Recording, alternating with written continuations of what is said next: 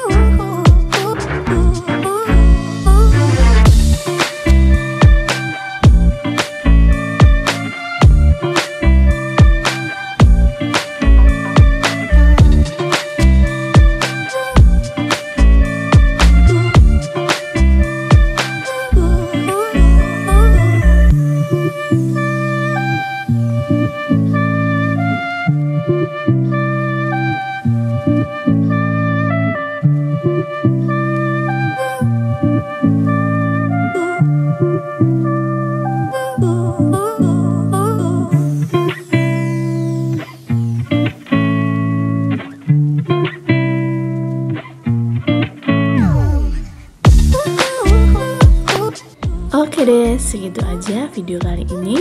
Semoga bisa memberi manfaat buat kalian ya. Terima kasih yang sudah menonton videoku sampai habis. Kalau kalian suka dengan video ini, jangan lupa like, komen, dan share ke seluruh sosial media kalian. Sampai jumpa di video aku selanjutnya.